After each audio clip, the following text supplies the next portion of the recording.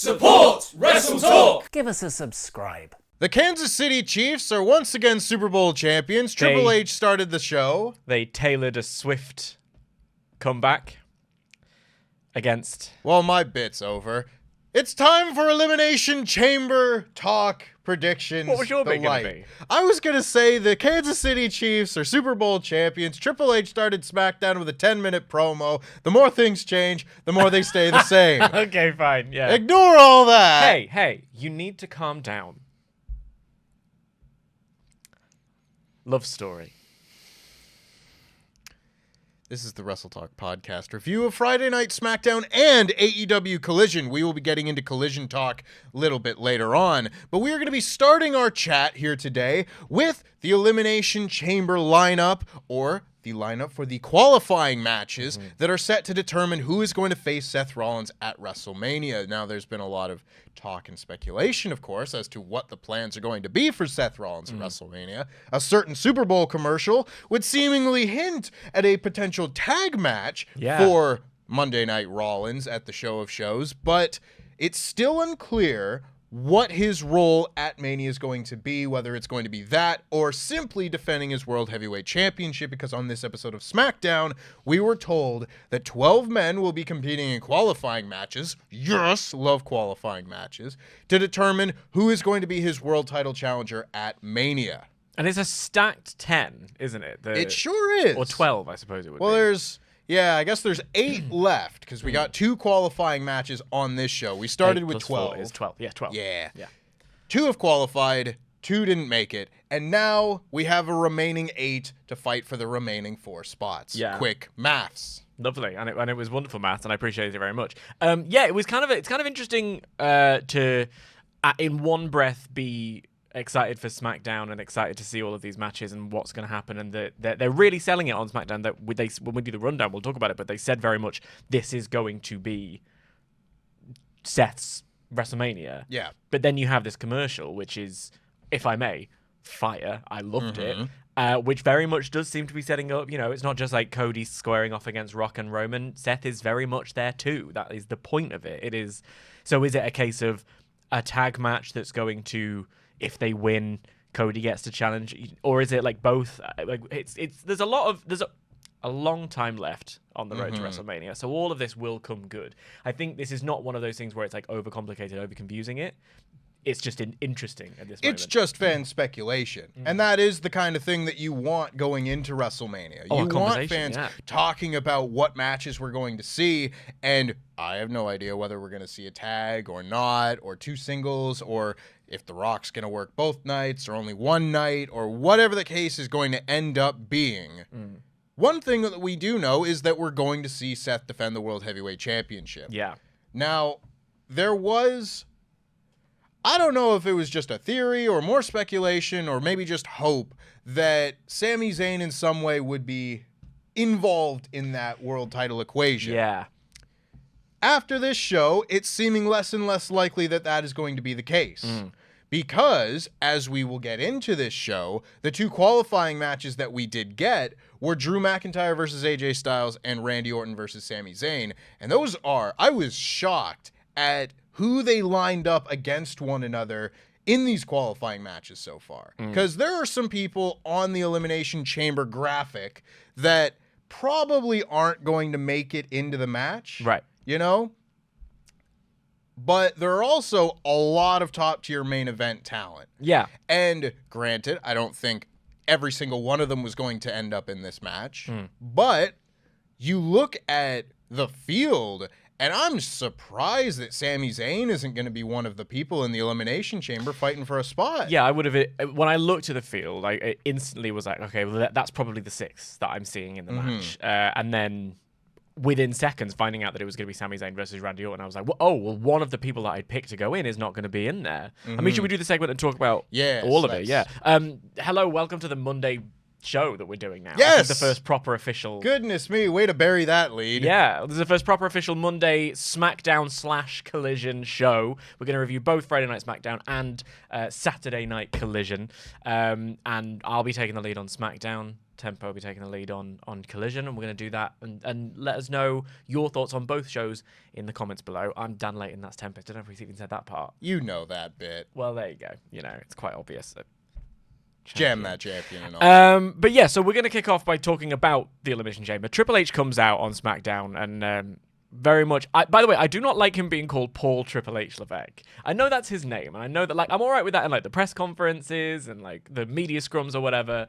He's in the arena as Triple H. Yes. Can we just stick with Triple H? It's not Mark the Undertaker Calloway. Yeah, it would have been, even Dwayne The Rock Johnson kind of makes sense, but that one, no. He says the road to WrestleMania is a little bit on fire, but it feels good. And he's here to clear things up. He thinks some people don't know their role, and some people want to be out there to assert their authority when they don't have any. The answers come from one place only, and that is him. Kind of very much standing in the ring with Nick Aldis and Adam Pearce, setting up this is what the management is, which I thought was kind of interesting after the press conference where, Dwayne very much putting Triple H in his place, saying, you fix this. I'm the one with the power. I'm on the board. There's that wrinkle in there as well, which kind of interests me. Yeah. I had a lot of kind of mixed feelings about this particular aspect of things. I get that this is now in retaliation to what The Rock said after the press conference when he walks by Triple H and cusses him out and such, says fix it and everything. However, my issue with this is that unless there's been some advancement in, medical practice that I've been unaware of, Triple H is not wrestling again. Yeah.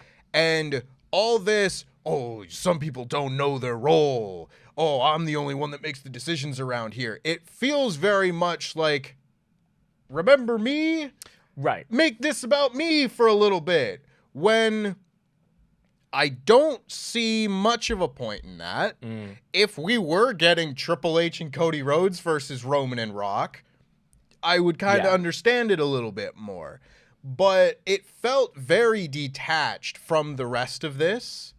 And I get that I guess you do need someone to go out and say, hey, it's going to be Roman and Cody because Cody won the Rumble, and that's all there is to it. But it felt more to me, coming out of this segment, that the focus of that part of it was on Triple H as opposed to the match at Mania. I get what you're saying. I think for me, I kind of liked the fact that it was just very much asserting, and I like authority figures in wrestling. I've always liked someone. I like to know the logic of this is even on AEW on Collision, it's Copeland and Garcia have a challenge for each other, and then I get to hear Tony Khan has made it official. I like the fact that I know someone there is the one saying yes. I like that bit of knowledge from my logic. I think the difficulty here is that we're all.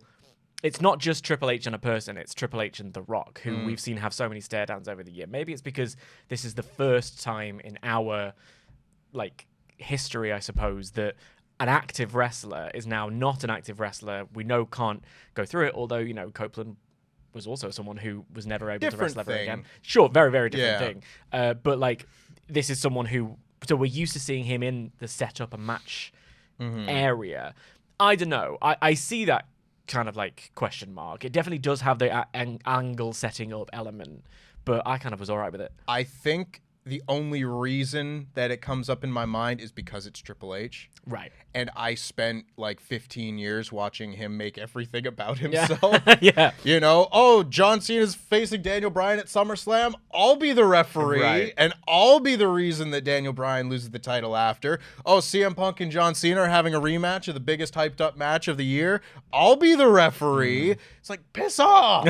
maybe that's it. Could you imagine? You're going to get your trifecta. Yeah. Triple H is a special referee in that match. I refuse. In the tag team match. I refuse. I will not speak it into existence because I hate this idea. And I've just been burned by it. If it was anyone else, I wouldn't probably have a problem with it. But it's just this guy. I have a history of accidentally willing things into existence on this program. So I'm saying it right now. Triple H is going to be the special referee in a tag match between The Rock and Roman and Seth and Cody. No! Write it down. It's going to happen. Anyway, Triple H says he confirms it's going to be Roman and Cody for Mania. There's a massive Cody chant. Cody very over. Cody's theme, by the way, was played at West Ham over the weekend. They lost massively. So I hope that's not a sort of omen in any way. But Cody is over big time. Triple H says some people might not like the decision, but it doesn't matter. Special referee. Nick Aldis takes over, shifts the attention to the World Heavyweight Championship, and says that Seth's challenger will be decided in the Elimination Chamber. He says that, WWE management is in full sort of lockstep over this, so he hands over to Adam Pearce again, kind of, saying there are people running the show here, which I quite liked. And Adam Pearce goes into who the competitors are. So we have Orton, Owens, Paul, Styles, Lashley, and Knight from SmackDown, Bronson Reed, Ivar, Miz, McIntyre, Dominic Mysterio, and Sami Zayn from Raw. So I'm looking at, and I'm like, interesting. And the crowd are massively responding to everyone. Zayn and LA Knight get massive pops, and there's a huge boo for Dom that brings a big smile to Triple H's face. Big fan of that one. And then it's going to kick off right there. And already, the first match of these is Drew McIntyre and AJ Styles. So again, that's immediately two people where I'm like, oh, I thought there was a hot chance that both of you could be in this. Absolutely. And already we're going to take one of you out. So it kicks off right now. It's a big one. Drew wants to thank everybody for buying his Punk shirt and showing they feel the same about him. He calls himself DM Hunk, which is very funny. He takes credit for Cody picking Roman Reigns, saying that after reasoning with him physically, Cody's going to finish the story. He saved WrestleMania. Now he's going to save the world title, and we'll have a champ that is best for business. Very interesting verbiage, given who was just in the ring and such. Lord, if he gets involved in that angle as well. Well, he's the CCO. He can do whatever he wants. Yes. So before we get into the matches and everything, the prompt for this podcast is who's going to face Seth? Who is Seth's opponent at WrestleMania going to be? And at this point, again, going back to the lack of Sami Zayn involvement in the Elimination Chamber itself, I have to imagine that the odds-on favorite now is Drew. Yes, completely. I mean, that's kind of the reason that I went into his promo, is because if you look at the roster specifically with who is now through, and it's only currently, spoilers, Drew and Randy Orton, Drew feels like the one, especially with this promo, especially with the T-shirt, all the things that have been going on, talking to Cody, like he's all over it. And it really feels like his character turned a corner on Raw a couple of weeks ago. So I feel like, despite the fact that, yes, he's lost a couple of times, there was something about seeing him in a match with Sami Zayn take advantage of an opportunity and really go a bit brutal with it that says to me that's the guy. Yeah, I think the injury to Punk, first and foremost, does allow me to give WWE a bit of a break with now having to pivot and go a different direction. Because, yeah, in an ideal world, if Drew is going to face Seth at WrestleMania, I probably don't have him lose at Crown Jewel and the various matches. He lost a match on Raw at the beginning of January, I believe. And I would probably not have booked those matches to just have Drew continue to lose these world title matches. But at the same time, they didn't know this was going to end up being the plan. So I will give them a break when it comes to that. Now, just looking at it, you got to go with your hot hand. And Drew is the hot hand right now. He's on top of his game with the promos, with his social media presence. We like to laugh about how little social media actually matters and all this sort of thing. But he has just been on fire in every aspect of his game. And as a character is the most interesting that he has been in I don't know how long. And I think you do just have to reward something like that. He is kind of just the most logical choice. I think to the social media point, you are right. We do exist in a little vacuum sometimes, and it's very hard to actually get the perspective on how much of an impact that's actually making. Yeah. Except if you're using it as a tool, right, as Drew McIntyre is, to play with his character, to really understand like what he's doing as an exercise almost, like an acting exercise where he's like, okay, well, I'll have some fun on this. Oh, wait, that's connected with people in this corner of the internet. I can pivot that to the actual on-television character as well. Really leaning into it, really figuring it out, and I think he's doing a fantastic job of it. And if you think about the segment he had with Punk on Raw, when they had a little promo thing together, before Punk was injured, that was already something where I was like, oh, this is tasty. Yeah. Then when Punk gets injured, they have an even better. The line of "I prayed for this and it happened," which just is in my head all the time. Fantastic work. Continued here. Cutting a promo when he was on a live event about how he's going to change the name of the Future Shock. I don't know what it is called now, but he's going to change it to honor CM Punk because that was the move that injured Punk's tricep. All of that stuff is really fleshing out who this person is. And you're right, it is a pivot. It's a necessary pivot. They had to. Certain choices would have been made differently. But when you are able to deftly pivot in this way, I think that's quite You know, that shows to me that he is someone that you can rely on. It also says to me he's probably signed his contract. We've been saying this for like almost a year now. But then I would have to think I agree with you, but you never know. But then also, I don't really mind about that. I'd rather someone not signing their contract. We've got him until like August. Let's still use him in the main event. It's Drew McIntyre. Yeah. Like, you know, don't be stupid about it. Yeah, let's have Dean Ambrose not be at WrestleMania or anything like that. You know, even to lose to somebody. Yeah. He just isn't seen anymore for the last 8 weeks of TV. That stuff. Yeah. That feels like of an older guard. I'd much rather that. In the same way that, you know, whether or not MJF had signed his deal, use him. Like, you've got this momentum. You might as well use it to benefit your story. Like, anyway, should we get into the match, which is that before the bell, LA Knight's coming out. So he joins them on commentary. There's a bit of back and forth. Drew is in control. Styles scrappily trying to get what he can in, but Drew is using brute strength to keep the upper hand. Drew goes for a white noise from the top rope, but AJ counters into a huge powerbomb. There's just a lot of really fun stuff, a lot of near fall, a lot of back and forth. They're kind of like meeting each other in their moment and doing the reversals, which is quite nice. AJ goes for a phenomenal forearm, but Drew catches him and hits a Glasgow kiss, which sends AJ from the top to the outside, where LA Knight is on commentary. Hello. So Drew sends Styles launching into LA Knight, who casually pours water on AJ's head. It was, I think, my favorite thing on the whole show. And I like this episode of SmackDown. Yeah, it's like he's just like crumpled on the floor in front of LA Knight, who just casually knocks over his little bottle and it starts pouring onto his head, and then he's taking a drink. Oh, sorry, I thought maybe you wanted a drink. So obviously with the distraction, Drew managed to take advantage, gets back in the ring. AJ goes for a small package, but Knight is on the apron, so the ref doesn't count it. Distraction, Claymore, 1, 2, 3. Drew is in the chamber, and AJ and LA Knight are still continuing their little back and forth. It's interesting because I thought for sure LA Knight would end up being one of these guys that ends up in the chamber. But after seeing this, well, I say that, I also thought AJ Styles would be in the chamber. If neither of them are, maybe that gives them something to do at Elimination Chamber, because I'm not sure their thing continues to WrestleMania. No. Maybe I've been thinking that LA Knight will probably be involved in like a multi-man ladder match for the US title. Yeah, I think I would love that. Yeah, I think that's probably his best spot. I'd have him win the US title at Mania, all that fun stuff. The more I'm looking at this and the lack of an immediate spot at Mania for AJ has me thinking, well, maybe AJ's in that ladder match. Like, you know, he'd have a fun spot. He'd get to have a big showcase, that sort of thing. But this then informs, I don't know who LA Knight's qualifying match is going to be against, I don't believe. And I don't think he's going to win it now, just based off of this. Well, you would certainly think that Styles would be able to get a receipt. Yes. You know, you took me out, I'm going to take you out. Exactly. Yeah, which kind of makes sense. And again, I'm with you. I like the idea of them having a blow-off match, because they haven't really had that. This feud has just sort of happened. They were obviously in the Fatal 4-Way. I love the multi-man for the US title. We haven't seen that in a little while at Mania. I definitely don't want that for the Intercontinental belt, even though because Gunther's list of challenges, well, he's defeated them all, whereas like Logan Paul hasn't really had that. Yeah, he's trying to run away from a fight. Yeah, you know, he's upset about wrestling on TV next week. You know, I'm kind of intrigued by the idea of maybe you have a Styles Knight at Elimination Chamber, and then they both end up in that, which is where they have a spot between them during that match. I definitely feel like Knight for the US title at Mania feels pretty nailed on to me.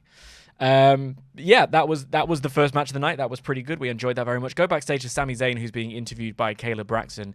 And Sami says nothing's certain around Mania season. Last year he was in the main event. This year he's seeing the window close fast. He doesn't have time to get emotional. He has to look to facing Orton. Says Orton's one of the very best to ever do it. Says Drew is waiting and he's never beaten Drew. It's not an easy path, but he'll still take it. Interesting. Put a little pin in that for when we get to later in the show, because then we're immediately followed by a video for Pretty Deadly, which I don't know what to do with this video. Yeah. What happens is Blonde Deadly, they're at like a golf resort spa thing, and they're stood on a pier looking out at the water, and it's like a gazebo on a pier. It's very glamorous. It's very reality TV. Blonde Deadly points at the sky and says, "Oh look, that cloud looks like Queen Elizabeth II." And then they cut to the sky, and a picture of Queen Elizabeth II winks at us. And hello. And it was like, okay, sure, but Brunette Deadly is sad because Pete Dunne has injured his hand. They curse Pete Dunne and vow to show everyone on SmackDown what Pretty Deadly are all about. Yes, boy. Great. Sure. This was straight out of NXT 2.0. It fully was. And you know what? When it's one little vignette Yeah. on a show, I can handle a shot of NXT 2.0. It's when it was the whole thing, show yeah. that I couldn't take any more of it. So something like this, I mean, I probably wouldn't have put the picture of the dead queen in the sky, but go for it, I guess. There's also an element of this where I'm like, I'm watching the show and I go, and then I move on. It didn't outstay its welcome, so I'm kind of like you. I'm kind of like okay with it. Like I said, Very bite-sized chunk, and this was probably someone's favorite thing on the show. So even if it wasn't mine, I'm glad you had yours. We then got Tyler Bate and Pete Dunne and DIY backstage pep talking each other because they have a match tonight. Bayley arrives at the arena after a recap of Bayley leaving Damage CTRL and challenging Io. And then we have a match between Bianca Belair and Michin. This is a qualifying match for the Women's Elimination Chamber. The announcers are putting over how Michin is distracted by AJ being all gothy now. Bianca goes They're the Bullet Club. Why are they now gothy? All they wear is black and white. AJ Styles had blue on him, and now all he's got... And he's like, I'm grumpy He's AJ grumpy Styles. now. This was an interesting match because I think going in, everyone basically knew how this was going to end. And yet it ended up being kind of quite competitive. Competitive. Because Bianca goes Riccardi immediately, but Michin manages to get the upper hand and they start exchanging moves back and forth. And I'm like, oh, okay, fair enough. Michin had a really good match with Io a few weeks back. And I was glad to see that even though I knew how this match was going to go, which I think is a bit of a criticism of the women's division in general. Sure. It's a lot of you got your big people, it's inevitable. Michin was used here as like a feeder in the same way that like I assumed a Miz, a Dominic Mysterio was going to be for the big names in the men's. But the match itself starts a bit of back and forth. Michin tries to counter a moonsault. Bianca sees the counter coming and hits a slam for a near fall. There's both finishes going here and there. In fact, for the first sort of portion of the match, Michin was the one in control. They counter each other's finishes. Michin goes for the eat defeat, only Bianca rolls to the outside so she can't cover her. She tries a Styles Clash, but she sort of showboats a little bit too much. Bianca wriggles out, gets the KOD for the win. Much more competitive than I thought. I really liked the match. Yeah.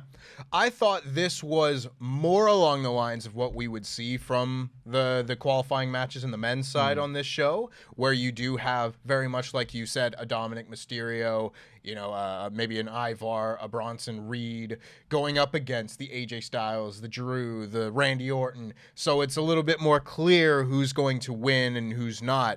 And I think you can have both. I think it made the men's matches more interesting, for sure, to have both of them be like, well, I don't know who's going to win. Whereas this one, I think it is kind of fine to have the qualifying match be, the person who's probably going to win and the person who puts up a good fight. Because, again, there's only so many spots on the roster. And if you're going to have 6 people qualify, you need 6 people to lose, and they don't have 12 main event women at the moment. No. Maybe they could build some into that, but currently, unfortunately, they don't. This is all very interesting to me because for the first time in like years and years, I don't know what Bianca's spot is at WrestleMania. And the window is closing on that, and I'm sure there is some sort of plan in place for her, at least I hope there is. And I thought, dating back to the summer and everything, that the big singles match for her at WrestleMania this year was going to be against Charlotte. That being said, I don't know how far along Jade is in their thing, in her development within the WWE system. If you don't have Charlotte back from injury yet, maybe you go to that. I would personally put that off maybe another year and do Jade and Bianca with a huge build and everything. Yeah. But it's really interesting because Bianca is absolutely now someone on the roster that has a WrestleMania spot carved out for her, whether she has a title or not. Yeah. And that to me She's is really, that's the making of a real superstar in WWE. If you have to have a spot on the Mania card with or without a title, it probably means that, you've made it. Well, them having her at the press conference over Bayley, which I think was a shame. I think Bayley should have had a spot at the press conference, but Bianca being there is with her new series. She's a bankable star. They have to have her on the card. I agree with that completely. I'm someone usually who is preaching patience. I'm always like, we don't have to rush into these things. We can take a little bit of time here.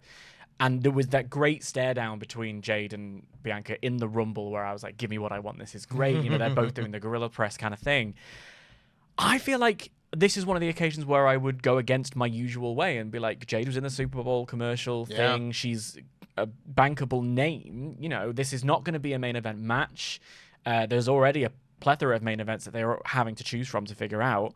You could have a pretty decent match here between Jade and Bianca. Maybe Jade, I think this is a potential spoiler, nothing confirmed, but they might have accidentally spoiled the competitors in the Elimination Chamber on WWE.com, and I believe Jade was in the lineup. I believe so. So if again, that's another good smoke and mirrors way to sort of if she's still quite green, let her in, and if you're gonna put her in the ring with someone, a naturally gifted athlete like Bianca, it's got a real bit of potential for a nice 5-minute WrestleMania spot to put them both over. The only issue is, do you have Jade Cargill lose? Do you have Bianca lose? What would you do with that? That's an interesting thing to think about. It's one of those deals where if that match gets announced or doesn't or whatever, it's another thing for us to talk about and be really interested going into WrestleMania.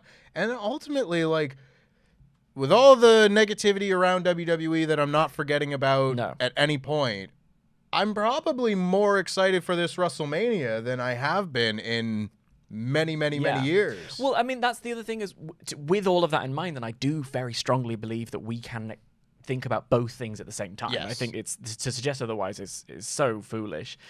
But this is them talking about a new era. This is them talking about we're a different company. They kind of have to do that PR. They have to kind of put that forward. So to present that with your core fan base who are excited for WrestleMania in this way, that maybe, I just watched the opening of WrestleMania 27 and I'm like, oh, was I the most excited for this? Probably not. When you think about where we were 10, even 5 years ago, this feels like a good opportunity to put this new face forward, to say we are a different company now, while not forgetting about all of that stuff. And to your point about, they don't have 12 bankable main event women, this kind of match with Michin is how you begin that. Allowing her to look like someone who could take it to Bianca and potentially could get the win. Over time, it's just about getting the reps in. That's literally the only, whenever I'm accused of pushing my feminist agenda, this is a prime example of what I'm talking about. Yeah. Just get the reps in. We go into Triple H's office because Bron Breakker needs a little chat. Triple H says he's killing it and is excited to see how we'll do on the main roster. Bron is asking for Triple H's advice picking a brand because the brand split Tempest is very important, particularly on this episode of SmackDown. But before Hunter can answer, Paul Heyman sidles in. And sidles is the only word you can really use to describe what he does here. He kind of leans in and is like, hey. And Triple H is cross about this. So Heyman says, oh, you know what? I'll come back next week. But when I come back next week, I'll be bringing Roman Reigns with me. Oh, also The Rock. And Hunter says he's looking forward to it. And so am I. Listen, I'm a flake. I was being whingy as hell the past couple of weeks. I'm very excited now, all right? Well, listen, we're allowed to whinge when they do something dumb and then fix it. Yeah. I'm not having this all these fans that complaining about everything, you should have just waited. That's not what happened. No, they get credit for fixing it, I think, but they absolutely fixed it. It wasn't the plan. Yes. Bron Breakker, do you want to say anything on Bron Breakker? I'm just excited. I'm excited to see him on the main roster. Give me Bron Breakker every week. Seeing him run through fools. He's got the best spear in the business. There are some good spears. I love it. I love him. Shout out to Yoda Tsuji. That's your territory, not mine. But I agree. Yeah. I'm sure.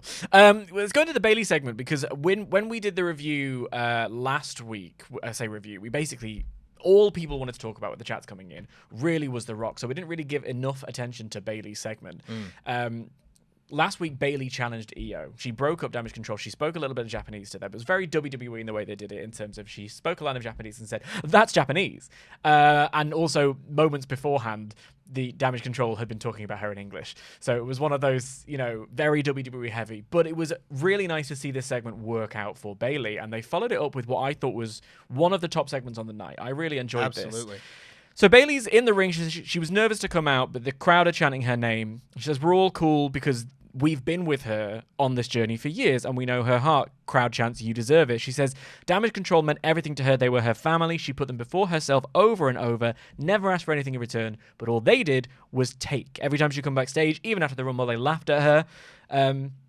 So she's learned her lesson. It's happened to her too many times in her life, and Io will learn her lesson at WrestleMania. Out comes Dakota Kai, conspicuous by her absence last week, explained by saying Dakota had to go to the doctors for her injury that's nearly healed, which I liked as an excuse. I thought that was quite decent. Very logical. She says she didn't know this was going on. Bayley doesn't believe her. Dakota says she was in a really tough spot because she always believed in Damage Control as well. The crowd sort of boos that because Damage Control are the heel faction. Dakota says Io's attitude started to change when Kyrie came back, and she didn't know how to tell Bayley what they'd been saying. The crowd keeps booing. Dakota missed them being sisters. Bayley asks what Dakota wants now, but before she has a chance to answer, out comes Io Sky and the Kabuki Warriors. Dakota leaves the ring but comes back in with a chair. Now, as she goes to seemingly hit Bayley, Bayley dodges out of the way, and instead she chairs the ropes in front of Io and both of the Kabuki Warriors, making them leave the area. And she puts the chair back down, and her and Bayley have a kind of like interesting little standoff, stare-off thing while the crowd are chanting "hug it out," which I absolutely loved, and the Kabuki Warriors also have some looks on their face as they're walking back. I really liked this segment for a number of reasons. I love the fact that I've been in that situation where you're torn between two factions of your friends who are bickering. So I can also see Dakota knowing what's going on with Io and Kabuki Warriors, and she has been trying to sort of placate Bayley, and I feel like she's that person trying to keep the family together. So I really relate to that.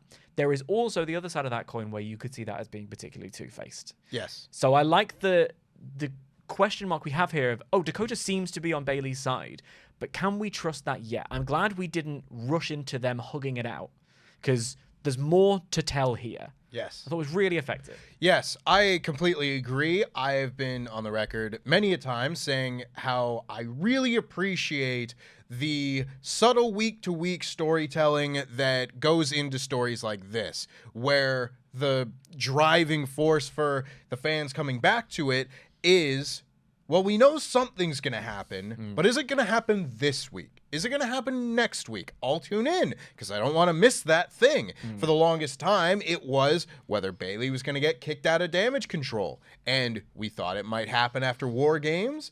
And then we thought it might happen in the Royal Rumble. And then we were like, okay, she's won the Royal Rumble. When's it going to happen? It happens the following week. Huzzah! Now we still have that same feeling, but with a different element of the story. With Dakota Kai now being split in her allegiance. Maybe it's going to be with Bayley. I'd have to imagine that it's probably not in the long term, just because I think narratively it makes more sense for Bayley to be kind of like one against all. Yeah. But it's simple storytelling, and I really just appreciate that this year the big women's title match is one with a long-running story. Right. And it's not necessarily even about the belt. No, it just happens to make that belt more important because this long story now has a little bit of extra stakes involved. And this is not like, you know, new or exclusive to this or whatever, but I think it was just after last year when you had all the potential to have Rhea and Charlotte tell this amazing story in the lead up to WrestleMania, and they just didn't. Yeah. They just like chose not to. I was really disappointed in particularly the women's builds, both of them with Bianca and Asuka. And this year, even though like Becky and Rhea haven't been linked throughout the year, it's been very clear in everyone's minds that they're being kept apart because eventually they'll come together. Right. So it's like the two big stars, they're not dodging each other, but now they're going to come together and they're going to fight. And then on this other side, it is the two people that have been in the segments together for like, you know, since they came back at SummerSlam 2022. It's a really long build that really started, you know, last year with just before the Money in the Bank win by Io and lot. There's even Io climbing over in the literally Money in the Bank. climbing over Bayley. So it's just so inspiring to see a long-running women's story get paid off in a really big title match at WrestleMania. It should be simple to do this every year, and it seems not to be, so I will give them credit when it happens. I completely agree. I think it's that thing of, because both matches last year were good, like Rhea and Charlotte was really good, Asuka and Bianca was really good, but the build let them down. It was a real shame. And so to see to the point of, you know, spoiled Elimination Chamber a little bit to have Becky come out at the press conference and really lay it down, because you've got two matches there that we know how they're going to turn out. But I liked the vibe of what Becky was sort of saying. You're never defending this. You're never around. Becky had that great win on the NXT title.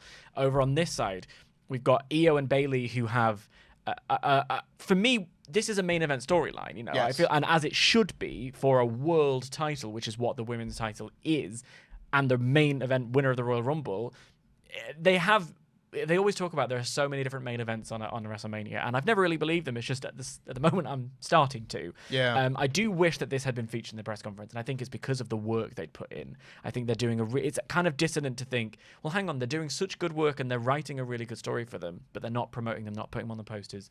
I'd like to see them on the posters. I think they deserve it for the work. We have a couple of backstage segments. Randy Orton says he's going to win. He's going to be in the Elimination Chamber. And then Not the Hurt Business are there, and Lashley's introducing B-Fab to the Profits. We saw her come out on SmackDown last week and take out Scarlett. But in the meantime, Lashley is going to be on Raw to face Bronson Reed for his Chamber spot. That one feels pretty nailed on for me. I reckon so, yeah. Bobby Lashley in there, you see? Yep. Yeah, I think so too. We then have a lovely trip back in time, because Tyler Bate and Pete Dunne take on DIY in a proper old NXT match. A rematch from Worlds Collide, that show that I'm sure nobody remembers. Oh, yeah, I remember it. Yeah? Yeah. Imperium and Undisputed Era in the main event? Yeah. They just didn't do a takeover before that Rumble for some reason. Yeah. They're like, no, here, it's our Forbidden Door. NXT versus NXT UK. It is exactly what you'd expect. I think this match was exactly what you'd expect going in. It did everything it was going to say on the tin. You know, there's fast-paced chain wrestling, reversals, a Frankensteiner off the big boot, great tag team wrestling from both of them, double teams, individual stuff. Bate manages to get Gargano up for an airplane spin at one point and does a swing on Ciampa at the same time. Cesaro could never. Well, it's this whole he's being introduced to the main roster, so we have to demonstrate that he is indeed the big strong boy. That was a joke, by the I way. know, it certainly was. We'll talk about Claudio a little bit Yes. later on. Ciampa with a Project Ciampa powerbomb backstabber for a near fall. That is NXT. DIY go for the meet in the middle. Dunne breaks it up by breaking some fingers. Bate takes out Ciampa on the outside so that Dunne can hit the bitter end for the 3, and they have a show of respect after the match. I want to see this over and over again. I love tag team wrestling. Everyone has like their style of wrestling that they love the most. Like I mean, I guess yours is the Japanese strong style. Is your sort of favorite, maybe? I would reckon so. Yeah. Like the Tokyo Dome main event Right. style of Okada and Tanahashi, etc. Mine is black and gold takeover 2015 through 2017. That's kind of my favorite style of So wrestling. PWG in a big building. They're just before the near falls started to get a bit silly for me, when it's like, all right, you've hit every single finisher off the top of a cage through some tables. You should probably get the 3 at this point. Yeah. But no, I loved this match. I thought it was great. And this means obviously that we're going to have Tyler Bate and Pete Dunne against Judgment Day in Perth. It'll be interesting because that's another match where it's like, I don't know who's going to win that one. I think it could go either way. But this was really interesting because obviously this is a match in the middle of SmackDown, not a match that's going to open a takeover for anybody expecting to see that. This is not a 25-minute blow-away match. Yeah. But also didn't need to be. No. Because this is so much further beyond the quality of wrestling in general, but tag team wrestling as we have seen on SmackDown the last little while, mostly because we've had no titles to speak of over on the Blue brand. So you don't have teams like the Street Profits working that often because they have nothing to fight for. So we could see lots of good tag matches, but we haven't. And now I don't know if this little feud, if you want to call it that, is going to continue, but these are two awesome teams. Granted, DIY still over on Raw and everything, so brand split, what? Braun Breaker, just go anywhere. Yeah. But this was just so much fun. This was like a fun little TV bite-sized version of their takeover matches. It's not going to have the huge near falls. You get a couple, not 10 of them, but it's exactly what it should have been for this match. And I really hope that we get to see it again. You know, maybe they turn DIY heel and then they run this back at WrestleMania and that's your WrestleMania tag match. And then you get the takeover 25-minute classic. Well, I feel like they need to... the tag division, I love tag team wrestling. It's like one of my favorite things. That's why I was so thrilled to be on Collision because I get to see a lot of it. But I feel like maybe we do need to see these belts split. For a while, I was just like, just have the champions hover between the rosters. But I feel like Triple H likes tag team wrestling as well, and I feel like he's allowing for more teams to get their reps in. Same thing with the women's division. To the point where you could probably do something where you split the titles. I don't know how that goes down because I personally see it's probably going to be Awesome Truth at WrestleMania winning the tag team championships in the Overlord 2024. But I'm for it. I guess. Hands off my belt. It's just stupid. Like, but it's interesting. I had a 3-month run 13 years ago. Why are people nostalgic about this? It's a hell of a drug. But it's working, so go for it. We go on to a backstage interview with Dominic Mysterio, who says that Mami's going to wipe the floor with Nia Jax, and then he's going to win the Elimination Chamber, and eventually they'll have matching titles. He doesn't care who his opponent is. He's going to slap the taste. Oh, but wait, he's interrupted by Kevin Owens, who says, I'm your opponent, and I'm going to dedicate my win to Rey Mysterio. That's his father. And then R-Truth wanders in yelling for Miz and says, Owens is supposed to be on Raw. Don't let Nick catch you. Nick Mysterio? No, Nick Aldis. Sure. But there were massive We Want Truth chants, so this is working. It is. Listen, some of the time I think R-Truth is very funny. Yeah. This time I was like, what's the bit? Yes. Yeah. That's my thing. I think R-Truth is that video package with R-Truth absolutely killed me. Really slayed. I love the Live Laugh Love promo, AR footage, whatever, that goes over every time he comes out. But this bit, it was like, where are the jokes? What's the joke here? Yeah. But again, crowd chanting "We Want Truth" in a massive way, and I think good for him. Yeah. Like, that's really kind of nice for a guy that could have retired after that quad injury. You know, he'd be more well within his right to ride off into the wacky sunset. But he's come back and he's going to get a WrestleMania big payday. And I think that's why I'm quite happy with the idea of the Awesome Truth. Like, they can do a month-long run, lose the belts. I don't, you know. But for that moment, for Truth, for this, what has been, I think, quite good work, I think he deserves it. We're back in the GM's office because Logan is cross that he's in a qualifying match at all because that's for unqualified people, instead of having an opponent for the US title.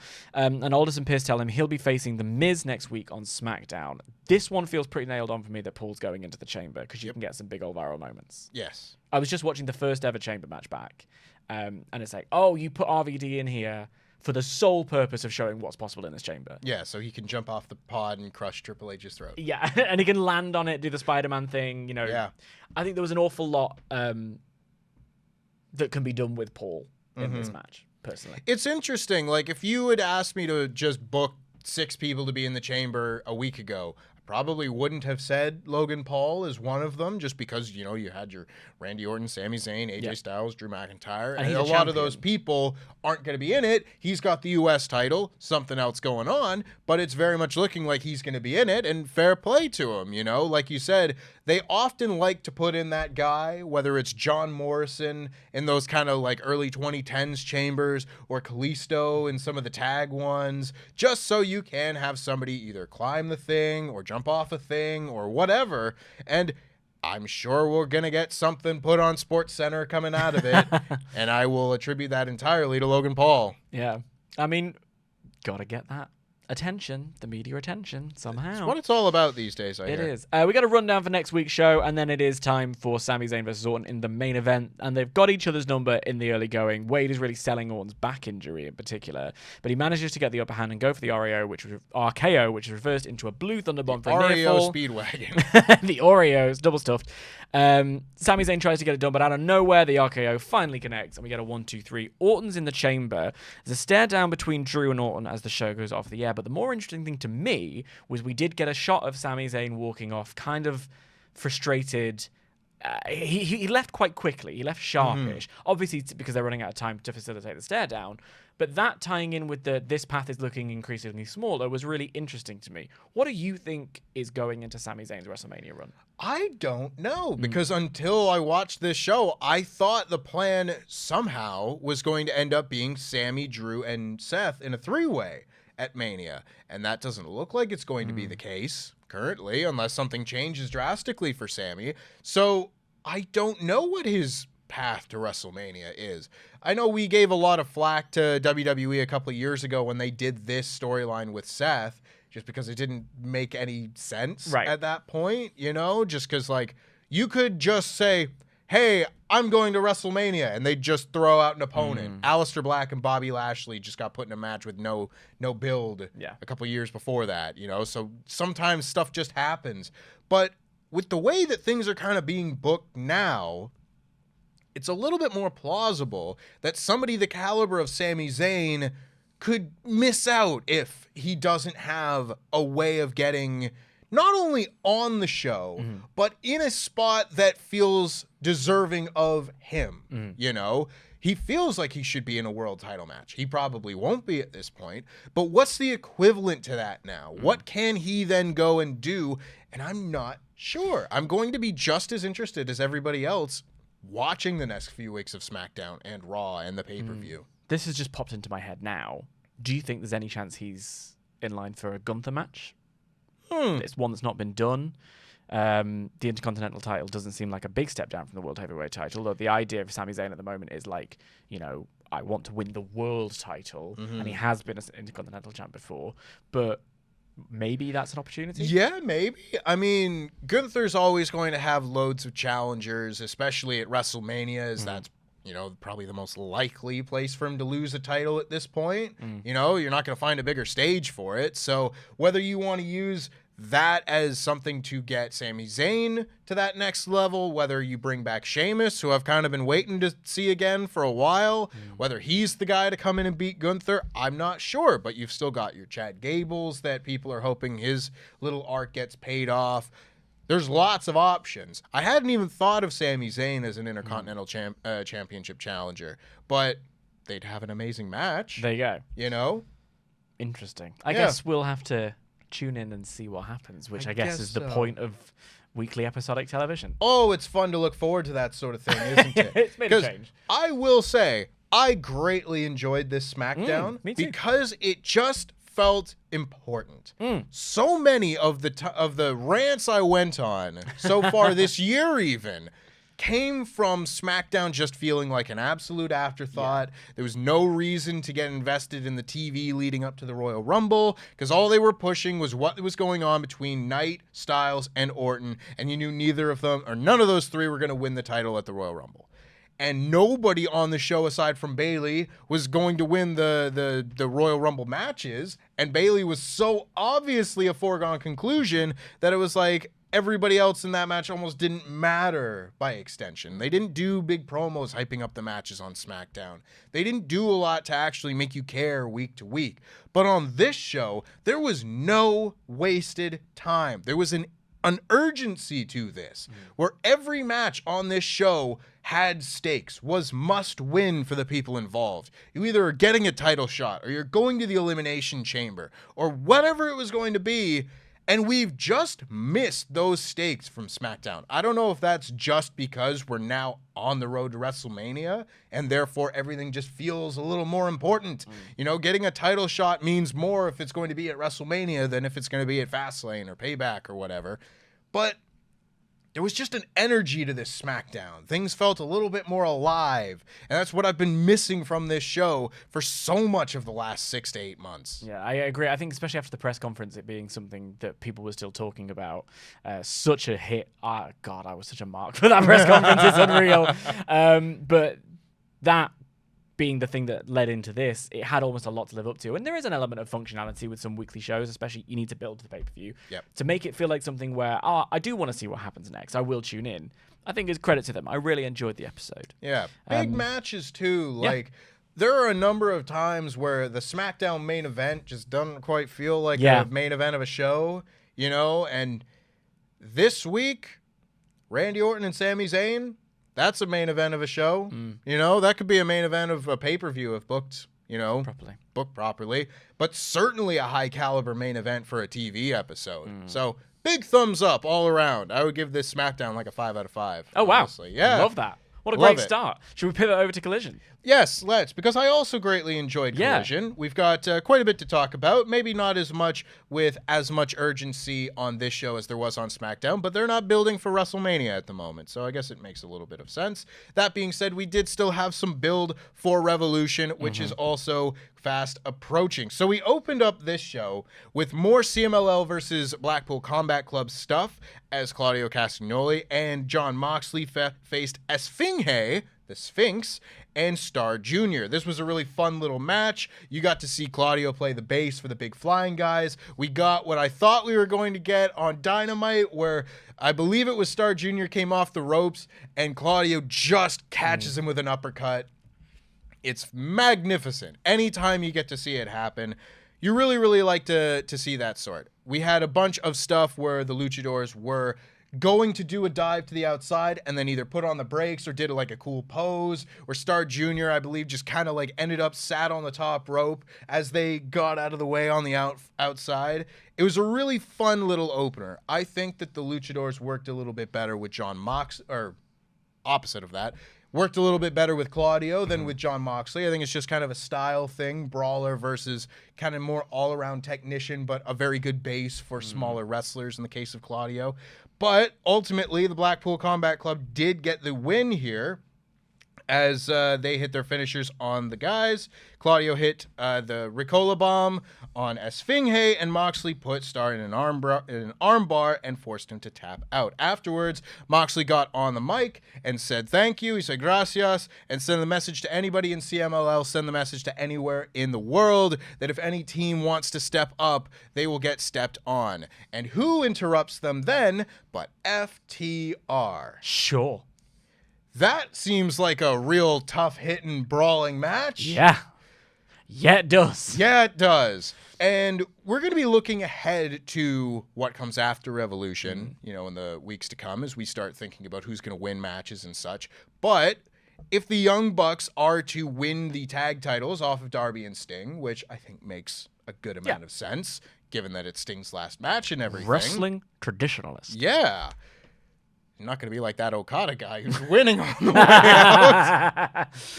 But if the Young Bucks end up with the tag titles again, first of all, love that for them. But secondly, you're going to now start seeing a lot of these challengers racking up a bunch of wins and these really big tag matches meaning that much more.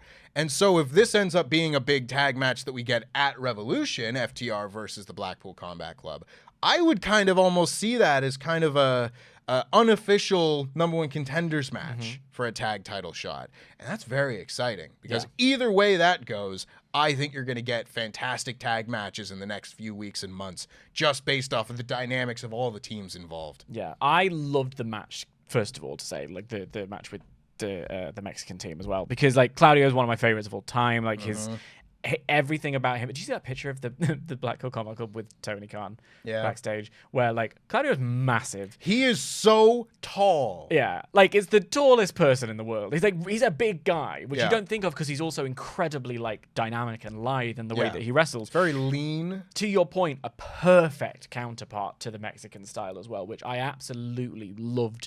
The sort of perfect balance in this. And the only issue I had was that the big brawl needed to be broken up. I saw that a couple of weeks ago with House of Black. It very much didn't feel. It felt like I was like, oh, we've done that already. This one's come out of nowhere. But I'll let it go because I'm so excited about that part. And I think it's really interesting. I definitely agree. I think the Young Bucks should win the tag titles off Darby and Sting, unless you want to vacate those tag titles afterwards. Maybe that's the other option. Yeah. For me, there's an unfinished business between FTR and Young Bucks. They didn't really do anything with that, like, half respect, half heel turn thing after All Out. Yeah. All In, rather. Well, I don't know what exactly was going on with that tag title situation in the fall where the Young Bucks won the tag title shot. Yeah. And then everyone just kind of went, can we forget about that? And then they lost it to Jericho, and Omega is kind of just like we were going to do that, and then it doesn't quite work anymore. And again, I cut them some slack because there was like moving parts and a lot of that. Absolutely. But it does feel like there is unfinished business there because we had the match at Wembley, and then a week later we had both of those teams teaming up and doing like each other's finishers. And so it definitely felt like we were building to another match. And then we just had them all go their separate ways. And this feels like as good a time as possible to bring them all back together with a proper heel babyface dynamic. Sick of this double babyface match stuff. Heel Young Bucks versus babyface FTR is the move. We've got Double or Nothing in May. We've got All In again in August. There's a lot of great places for this to happen. Yeah. That's, I think, where I would go. Hey, there's a big show coming to Boston if they wanted to do it on TV. Is the big show going to be in Boston? Paul White's going to be there. Massive. Boo. Anyway, yes, this ends up in a brawl, and it gets broken up by security guards and some of the wrestlers from the back. After that, we got Daniel Garcia versus Shane Taylor. Now, I love both of these guys. Daniel Garcia is in the zone. This guy is rising through the ranks of my top 10 list of my favorite wrestlers to watch right now. And it seems to be the case with everyone else as well, because he is getting such big reactions when his music hits and his funny little graphic of him doing like this during his Titantron. He's got something. And there was always the fear that the charisma, the personality, or whatnot would hold him back. But he has been able to find little bits that over the last few years, he's been able to just like little pieces of clay slap onto the sculpture that all of a sudden becomes this very well-rounded wrestler. Now, they have a very fun match here. Shane Taylor slaps the piss out of Daniel Garcia's chest, also known as a chop, but this was a perfect technical wrestler versus behemoth kind of match. And I love Shane Taylor. There's a lot of love for Shane Taylor on this channel, and ultimately Daniel Garcia tries to hit either a power bomb or a pile driver or something, gets backdropped. He then gets escapes a package pile driver, which Shane Taylor has been using as a finish. And Shane Taylor, his leg was giving him a lot of problems throughout this match. It was, you know, the way that the smaller wrestler was kind of cutting down the big guy. And eventually his knee gives out when he goes for the package pile driver again. And Garcia locked in a knee bar, and Taylor tapped out. So this is 5 wins in a row for Daniel Garcia. Again, doing very well for himself coming out of the C2. And it wouldn't be the last time we would see him on this show. No, it would not. So I kind of saved my bit until then, I think, because I thought, I can't really add to what you've said. The match did exactly what it needed to. And I'm in complete lockstep with you on Daniel Garcia until we get to the promo later on. Yeah, very excited about that. So we'll get to that very shortly. Backstage, we had Lexi Nair talking with Eddie Kingston, who says that it eats Bryan Danielson up inside that he lost to somebody that he doesn't respect. So he's putting a stipulation on their match at Revolution that when Eddie Kingston beats Bryan again, Bryan has to shake his hand. This is very interesting for a number of reasons. It's very like old school traditional pro wrestling, and it's the kind of old school traditional pro wrestling that works because it's just basic storytelling. But we kind of saw this a couple of years ago at Revolution as well with Eddie Kingston and Chris Jericho, where it was supposed to be Jericho shaking his hand after the match and then didn't, and that's what led to the Jericho Appreciation Society forming. But obviously hugely different dynamics at play here, and a match that, while Jericho and Eddie Kingston had a very good match at that pay-per-view, I think Bryan Danielson and Eddie Kingston might have the best match of the show. Yeah, I mean, we saw the interesting... There's that element of it where they're going to have a great match. I think that's kind of inevitable. But also, the idea of the whole respect thing, coming kind of hot off the heels of Danielson and Zack Sabre Jr., where in his post-match interview promo extravaganza, you couldn't physically put someone over more than Bryan Danielson put over Zack Sabre Jr. So, like, respect. He's not someone who's unwilling to show respect when it's necessary. Just doesn't respect Eddie. Yeah, and I like that as a story. I think it's so interesting. That's a perfect, like, upper mid-card storyline. Yeah. Where show me respect, shake my hand at the end of the match kind of thing. I'm into that. It works for me. Yeah. It feels very human. It's a very human story, just very realistic. Doesn't need to be wacky or over the top. Bryan Danielson doesn't have to be a cartoon character that doesn't respect anyone or anything like that. It is just he doesn't respect Eddie. And I think there was something about the smile on Kingston's face as well, where it was like, this is going to piss you off. Yeah. And I'm into it. And I kind of liked that for him. It all worked. Yeah.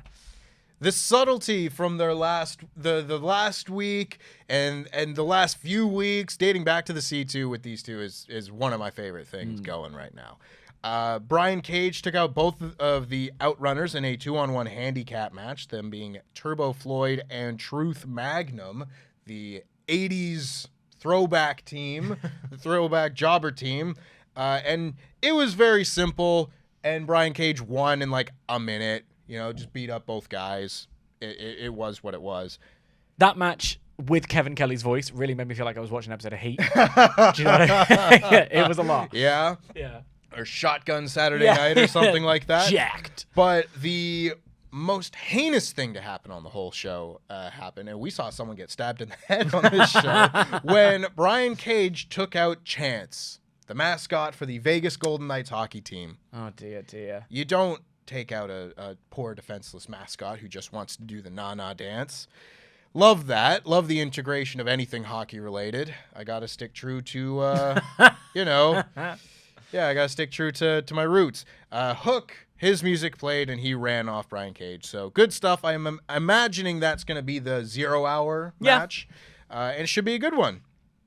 Lexington was again backstage with the Undisputed Kingdom and Tomohiro Ishii, and it's the same sort of thing we saw with Commander and Roddy Strong, where they said, hey, you beat Orange Cassidy because I'd rather face you than Orange Cassidy at the pay-per-view. But there was a little bit more extra things for, your historian, your New Japan fans here, where, the Kingdom was like, hey, you, I used to be in Chaos, and that's a hell of a throwback.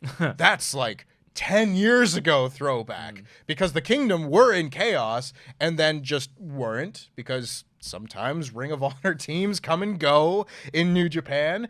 And Matt Taven says, I blew out my knee and you didn't ever call me, Tomohiro Ishii. That is one of the biggest tropes in all of wrestling. I was injured, you never called me, and that's maybe cross. They love doing that story. Yeah. So it was fun. And Roderick Strong says exactly that. Goes to forcibly shake Tomohiro Ishii's hand, and Ishii pulls away. So more we've seen before, but good stuff. Tony Schiavone is then in the ring, and he welcomes the rated R superstar, Adam Copeland, who comes down to the ring and gets a very good response. Everyone's chanting, Adam, Adam, which is still weird. But he comes down to the ring, and they're kind of talking about, you're very high in the rankings. We've got the world title situation over here with Hangman Page. Oh, he's fuming already.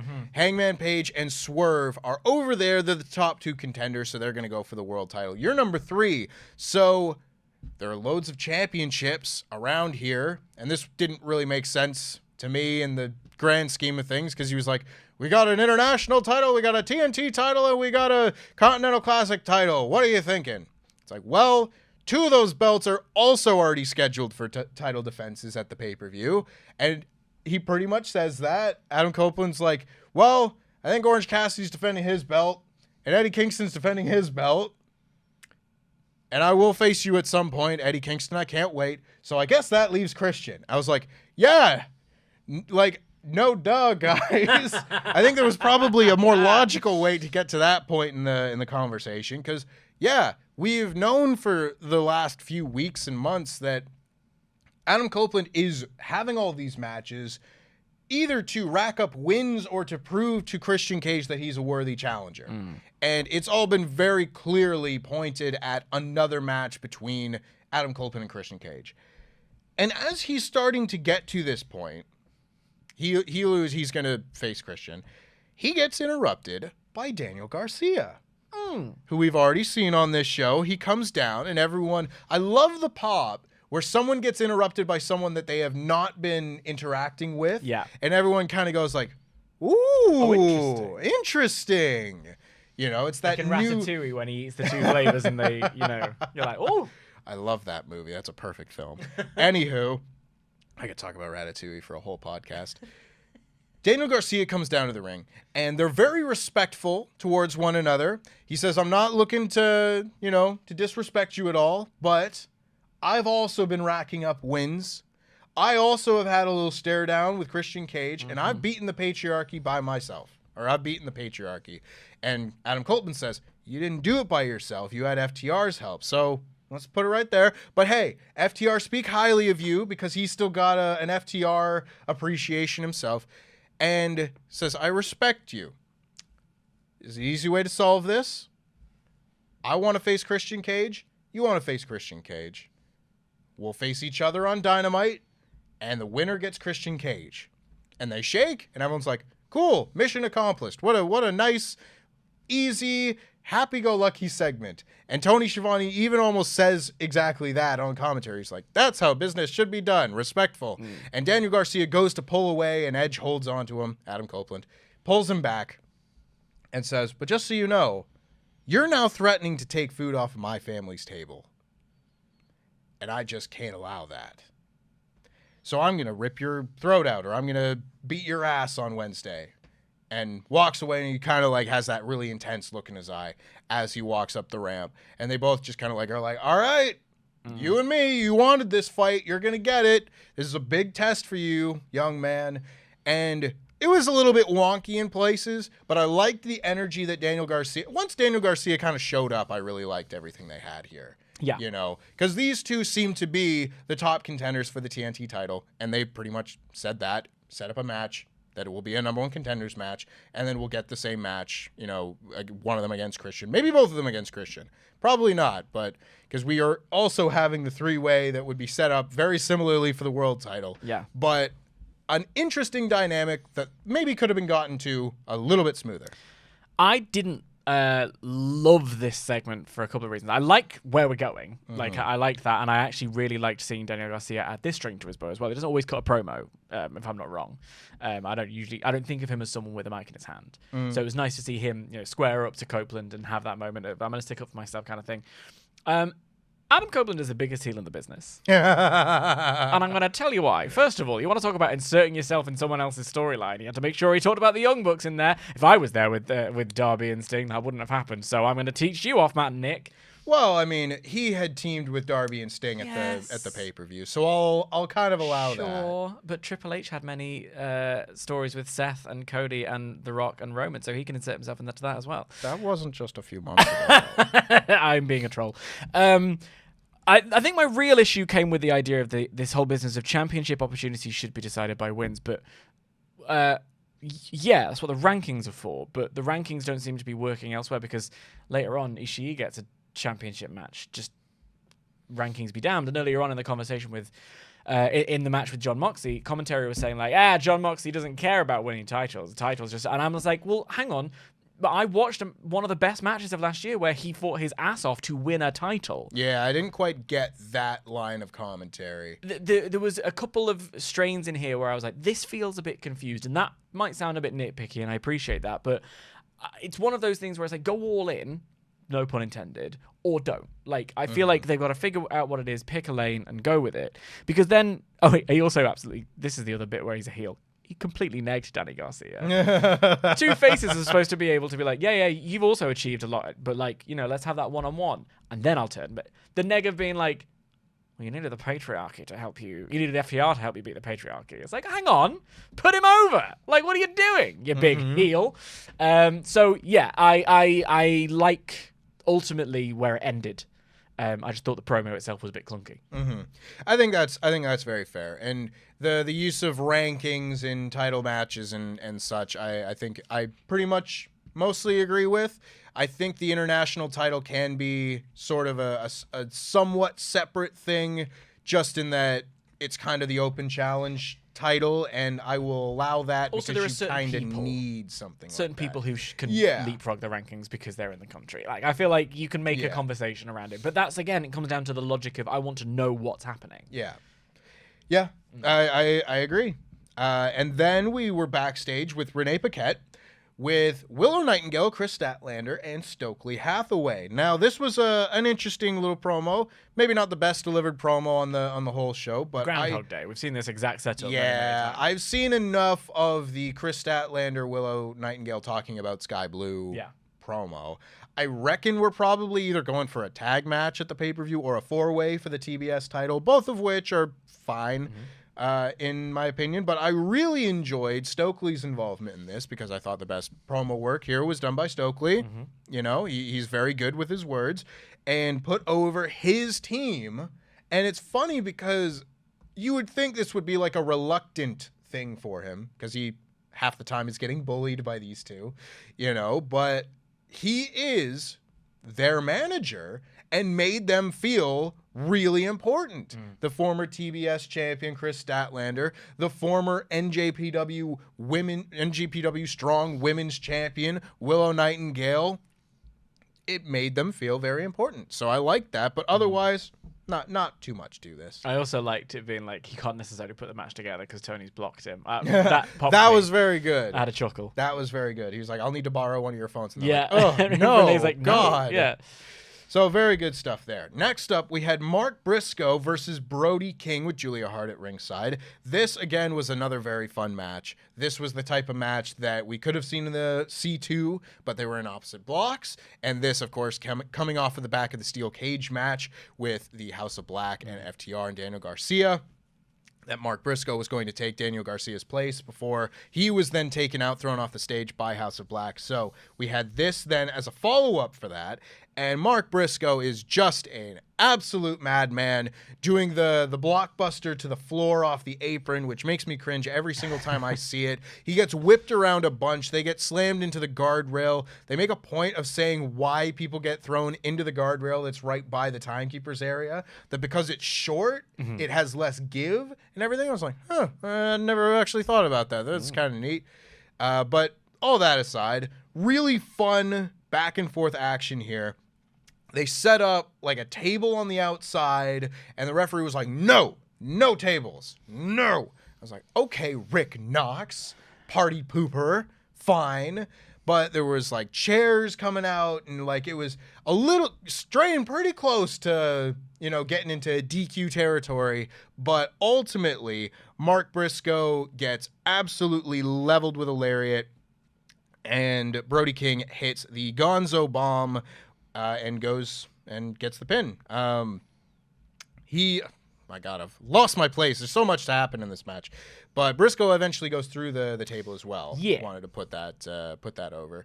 And they made sure to note on commentary that if you set it up, you'll risk going through it, which is too inside baseball, because that's exactly how wrestling works. If you set up the table, you go through the table. Bollocks, by the way. I want to push back because I thought this match was so good, but there were logical inconsistencies here that I would call out elsewhere, and I feel like it's fair to call it out here as well. When he's setting up the table and the ref is like, no, you can't use tables. What? He was pushed through a table. He didn't just accidentally fall through a table. He was pushed through a table. Seconds later, from setting up the table and being told no, he was also thrown onto a steel chair. Pick a lane. Like, is it a DQ match or is it a no DQ match? If it's a no DQ match, fine. They really wanted to have a no DQ match. Cool. We'd really like to do this table spot. Okay, cool. Well, we'll make it a no DQ match, and because you were thrown through a table, you're angry enough that you want to do it. Logical consistency. This got right on my nerves. I expect better, especially when it took away from a match that I otherwise was really enjoying.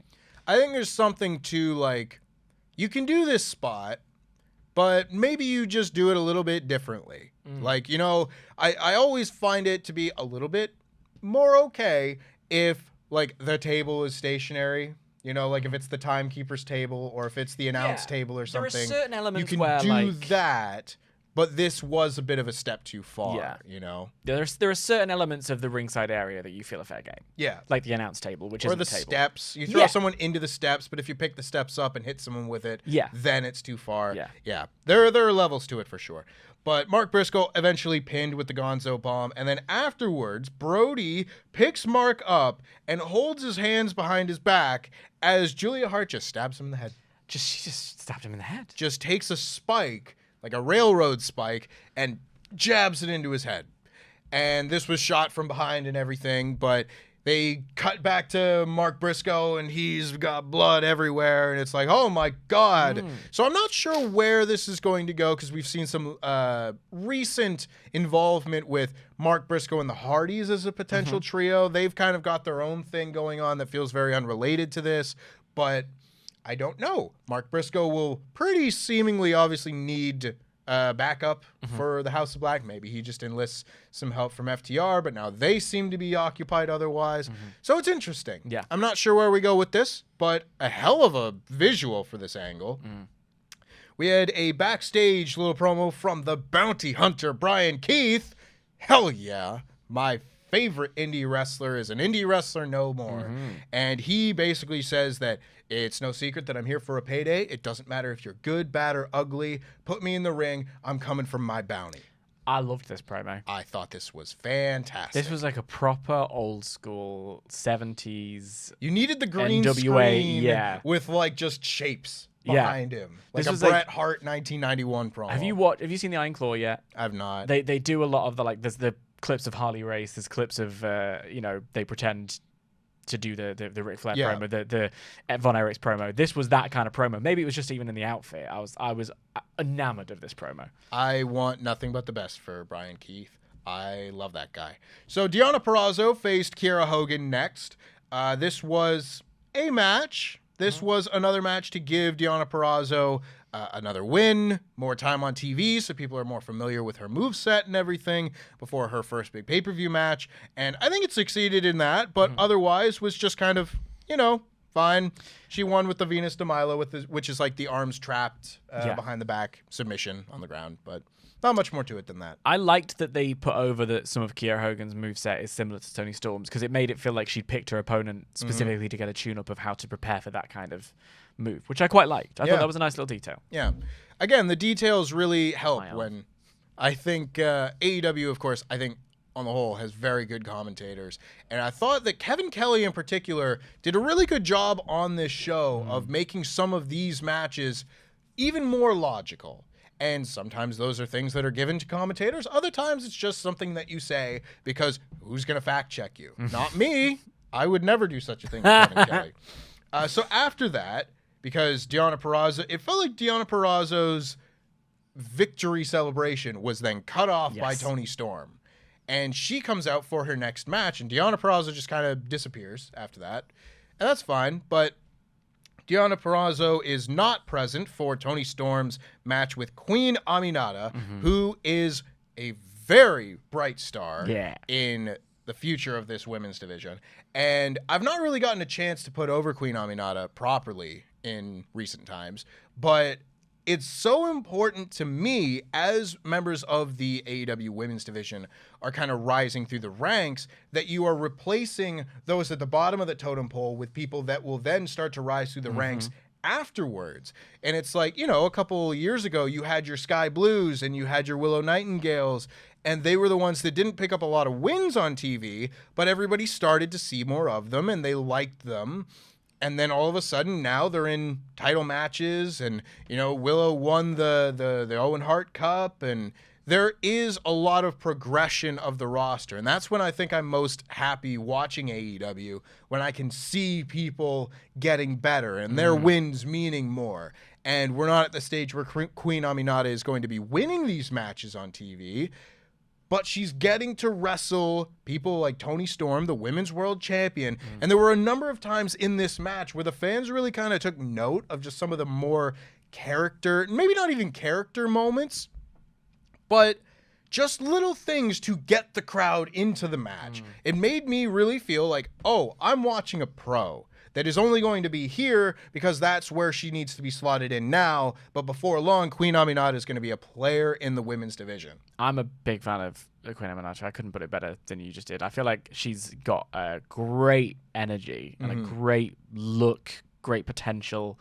I'm the same as you. I think if you're going to commit, and again, I've on this podcast especially given them a lot of crap for the lack of attention given to the women's division.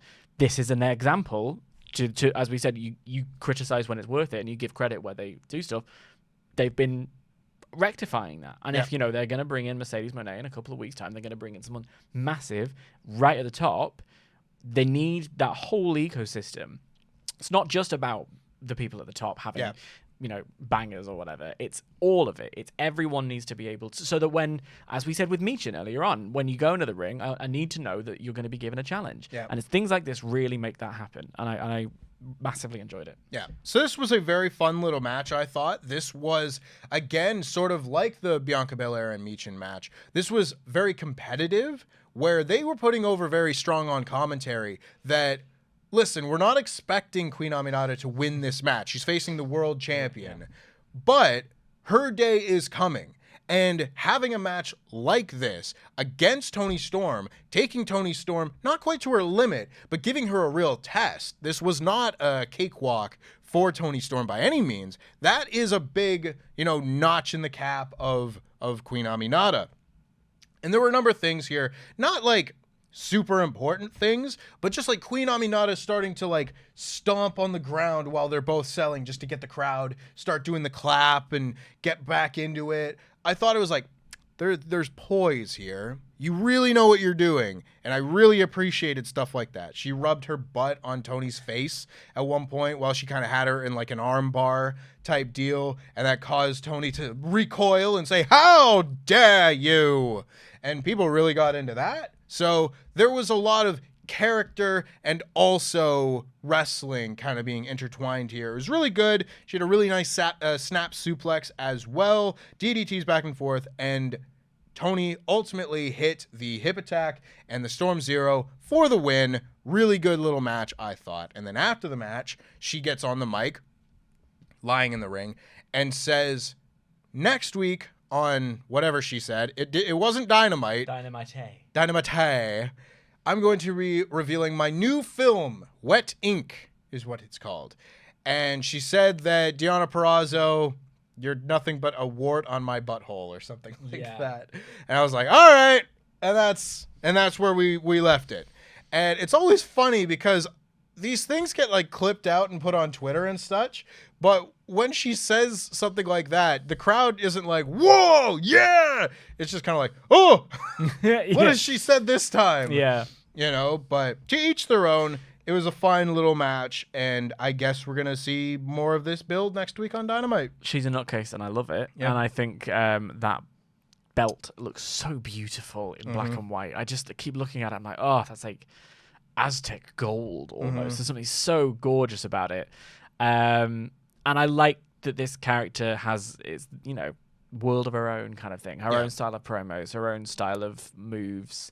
There are certain elements where I'm like, I would, because I love the character it's based on so much, I wanted to see them tweak it here and there. But I love the Mariah May element of it. Yep. I love the Deonna Purrazzo element of it. The fact that they're like, old, and she's like, what's wrong with you? Like, what's going on?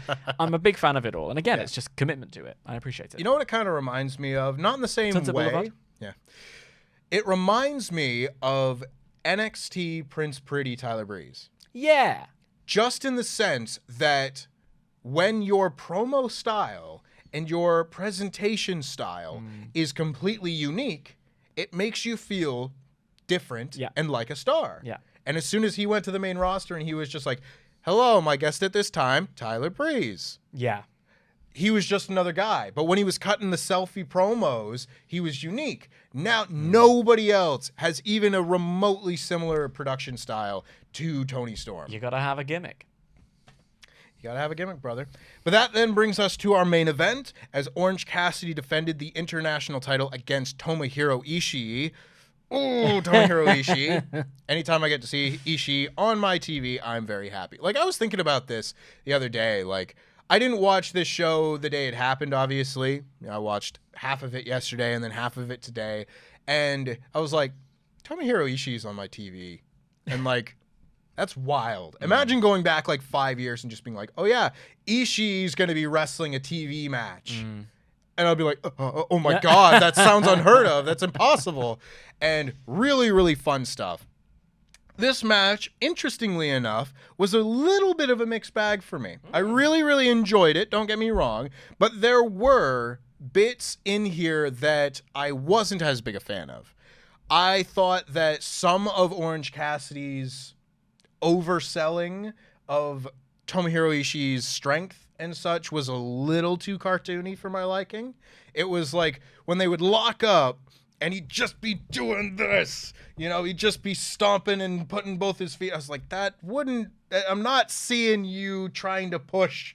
You're just he's just being a cartoon character. And I've always said that when Orange Cassidy is just being a cartoon is when I find him to be the least interesting. The great formula of Orange Cassidy matches are when the great serious wrestler can't beat this goofball and they get pissed about it. And now obviously that's not one size fits all. He can have great matches against loads of competitors, as we have seen. But it took a little while to get past that like early stage cartooniness of this match. And I just am not as sure that the cartooniness mixes with an Ishii style match as well as it does like a Pac or a Will Ospreay, or pick whoever you'd like. But eventually they end up just getting into the wrestling part of this. And that's when this just became, a fantastic main event match where there was loads of really good chops that really staggered Orange Cassidy. Orange Cassidy tried to hit the forearm strikes and was getting backed up into the corner and then tried to do one in slow motion. And Ishii was like, what are you doing? And then gets chopped. Good stuff there. I like that spot. And they went for DDTs. Orange Cassidy hit a bunch of really cool tilt-a-whirl DDTs. He countered Tomohiro Ishii's vertical drop brainbuster into the Stundog Millionaire, pardon me. And the fans were really into it by that point. They were doing really big near falls as well. Like Tomohiro Ishii kicks out of the beach break. He kicks out of what I believe is supposed to be an orange punch. He kind of gets him more with his elbow than with his fist. But ultimately, they go back and forth with really, really big near falls. And the fans, I thought they were going to start booing with how close some of these near falls were. But a number of the roll-ups leading up to the eventual roll-up that was the finish were so close that actually had me going like, oh, I thought it was over. Like, they got me again and again and again. So I really must give credit for that. And then after the match, after Orange Cassidy had won with a roll-up, the Undisputed Kingdom come down and they beat up Orange Cassidy, and Ishii makes the save. And Trent was a little bit further behind in the pack. I don't know if that means anything, but hey-ho. But that was Collision for this week. Overall, I thought another fun show. We got a little bit more of the furtherment of things for Revolution, particularly with the Adam Copeland, Christian Cage stuff, also with Daniel Garcia. But otherwise, just some good wrestling, more stuff to further the women's storyline in particular. Yeah. And then, oh boy, I'm really looking forward to whatever those FTR and Blackpool Combat Club guys are going to do. Oh yeah, big time. I mean, like I like the main event as well. I thought that it's just so funny to me that you said loads of chops. There were loads of chops, which is the AEW style. Like, we'll just do as many chops as we can, and that's something that I usually find really irritating. I don't really like the chop battle. I don't like the forearm battles. That's a personal thing that I don't vibe with. So I actually really enjoyed it in this match when they kind of played with that a little bit. And Orange is like, what am I doing? And it's like, great. And because they have that, because they're two baby faces who respect each other, that didn't feel like a moment where I'm like, well, no, she should attack you now. It made sense to me. Yeah. And I appreciate that. And I felt that kind of was present through the whole show in a way. I think probably, I'm with you. That kind of match of the night at the beginning and the idea of what this tag division, again, tag team wrestling being my favorite thing, what are we going to be doing with it? I can't wait to see how that's going to go down. So I was very pleased with this episode. We've had a good week. It was a good week. I feel like there's going to be an element because we talking about styles that we like. I'm inclined to like the WWE presentation. You're more inclined to like the AEW presentation. So every now and again we might have a bit of a back and forth. But on a week like this, we both got what we wanted. Yeah, it's great. It's very easy to enjoy doing this podcast when both the shows are good. Yeah, we'll see how that goes for the foreseeable future. But given that we are building up to two very big pay-per-views, I think that should mean that we're going to get some pretty good shows. Yeah. That being said, there's no Collision next week. Yeah, we are stymied a little bit. Is it the NBA? I don't know. It's like the NBA All-Star game, I believe, is next Saturday. Yeah. So there will be no Collision part of next week's podcast. It will just be Dan and I doing SmackDown. And I guess that means SmackDown's going to win that week. But honestly, I feel pretty comfortable saying that I think that SmackDown wins this week as well. It was a close one, but I feel like SmackDown it's again, because one of them is a build to a massive show and the other one is a show that is on the way one of them had more to do, Yeah. and I think it achieved it very, very well. Yeah. I just felt more watching SmackDown that everything I was watching was super important Yes. than this one. And that's I think I rare. saw better matches on Collision, but I think the fair. show overall felt a little bit better on SmackDown. Yeah, I agree. But ultimately, let us know who you thought had the better show. Was it SmackDown? Was it Collision? Let us know who you think is going to face Seth Rollins. Let us know what you think is going to be added to the Revolution card. All these questions and more can be answered down in the comments below. But before we go, make sure, of course, that you like this video, subscribe, add yourself to one of the over 85,000 subscribers that we've now got here on the WrestleTalk Podcast channel, and ring that bell so that you stay notified. Until next week, I've been Tempest. That's been the Truth, Dan Layton. And we will see you next time.